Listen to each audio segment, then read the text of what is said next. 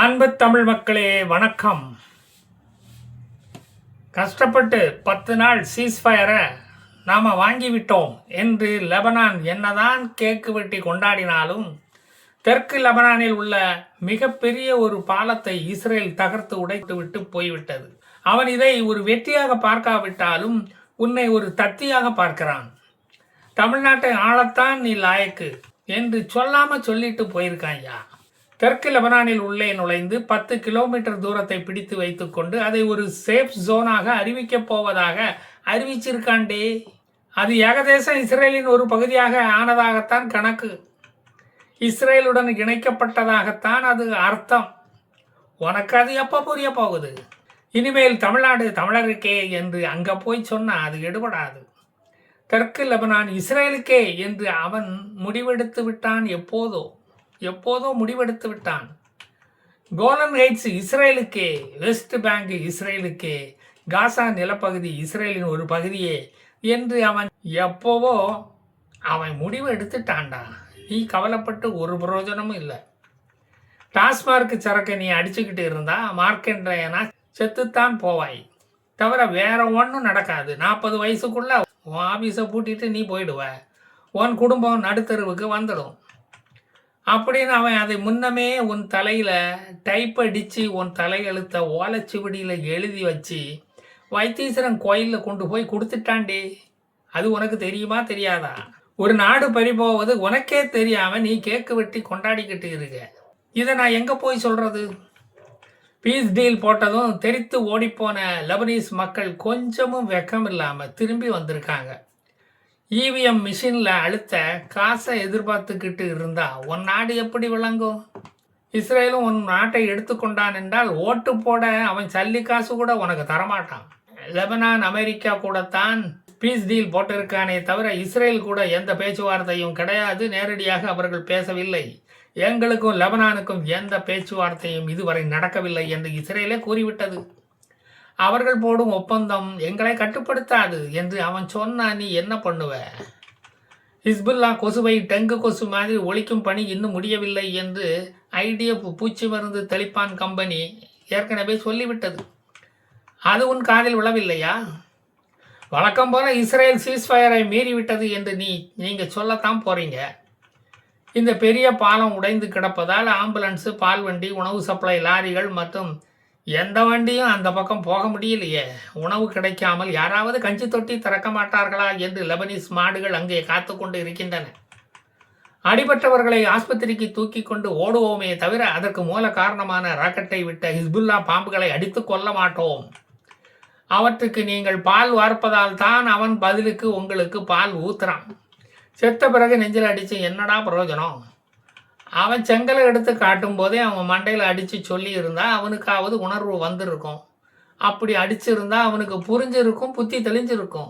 Hasan Nasrallah ஃபோட்டோவை ration கடையில் ஸ்டாலின் ஃபோட்டோவை மாட்டி வச்சா மாதிரி ஏவுகணை விடும் தளத்தில் மாட்டி வச்சா அவர் போன இடத்துக்கே உங்களையும் அழைச்சிட்டு போயிடுவாருடா. அவருக்கு நரகத்தில் தாயம் விளையாட, ஆடு புலி விளையாட ஒரு கை குறைதான். போறீங்களாங்க? ஹிஸ்புல்லாக்களை கண்ட்ரோல் பண்ண தெரியாத லெபனான் ஜனாதிபதியை தமிழக முதல்வர் என கிண்டல் பண்ணுவது ஏன் என்று எப்போவாது யோசிச்சு பார்த்தீங்களா? அதை பார்த்து உங்களுக்கு இன்னும் ரோசமே வரவில்லையா? ஜோசப் அவனுக்கும் போலீஸ் டிபார்ட்மெண்ட்டுக்கும் ஒரு கண்ட்ரோலும் கிடையாது. லெபனீஸ் அரசாங்கத்துக்கு போலீஸ் ஒரு அடங்கா மாதிரி தான். அது மாறாத வரை எதுவும் மாறாது அங்கு. லெபனானை பொறுத்தவரையில் நீங்கள் என்னைக்கு இஸ்ரேலுடன் 70 வருஷத்துக்கு முந்தி போற ஆரம்பிச்சிங்களோ அதே விரோதத்தோடு தான் வாழ்ந்துக்கிட்டு இருக்கீங்க. இப்போவும் 1956 இருந்து மருந்துக்கு கூட திருந்தாத ஜன்மமாகத்தான் வாழ்ந்துக்கிட்டு இருக்கீங்க. ஈரானின் எடுப்பார் கைப்பிள்ளையாகத்தானே இருந்துட்டு இருக்கீங்க இன்னைக்கு வரைக்கும். ஈரான் அழிந்ததை பார்த்த பிறகும் உங்களுக்கு புத்தி வரவில்லையே. காசா அழிந்ததை பற்றியும் கவலைப்படவில்லையே. சிரியா சிரித்து போனதை பற்றியும் சிறிதும் சிந்தித்து பார்க்கவில்லையே.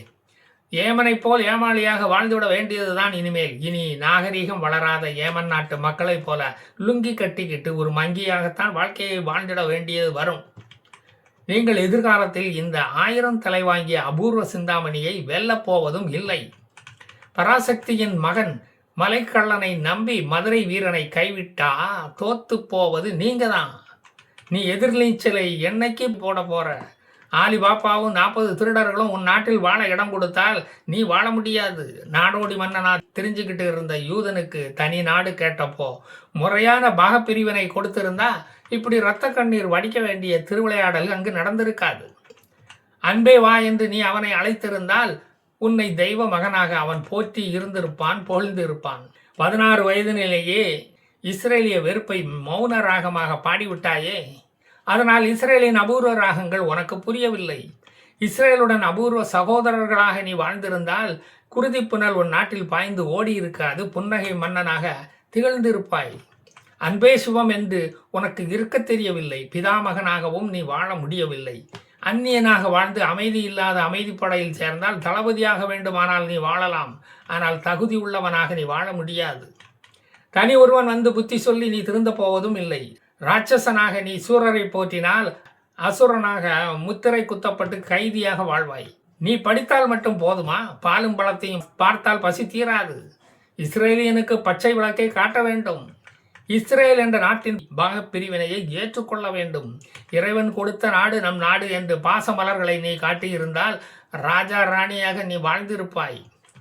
விடாமுயற்சியுடன் அதை காட்டியிருந்தால் தங்கலான் என்று உன்னை மக்கள் புகழ்ந்திருப்பார்கள். அயலான் மாதிரி அகதிகள் என்ற அவல நிலை உனக்கு வந்திருக்காது. நீ அமரனாக புதைக்கப்பட்டு இருந்திருக்க மாட்டாய்.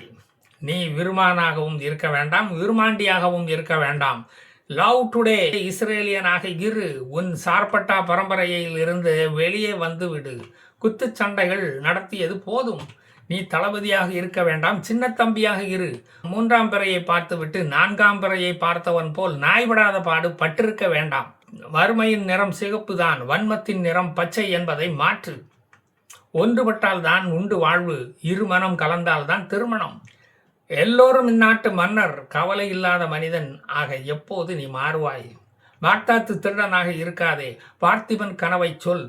மன்னாதி மன்னனின் சென்ற பாதை தெரியுது வாரதோ. அதற்கு தீயாக வேலை செய்யணும் குமாரு. இதற்குத்தானே ஆசைப்பட்டாய் பாலகுமாரா?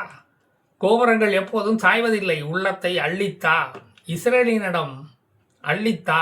சாந்தி நிலையம் அங்கு அப்போதுதான் தோன்றும். அபூர்வ ராகங்கள் உருவாகும். வாழ்வே மாயம் என்பது மாறும். மாற்றம் ஒன்றே மாறாதது. புரிஞ்சுதா இல்லையா நான் சொல்றது? நான் மீண்டும் வருவேன், மீதியை தருவேன். ஜெய் ஹிந்த்.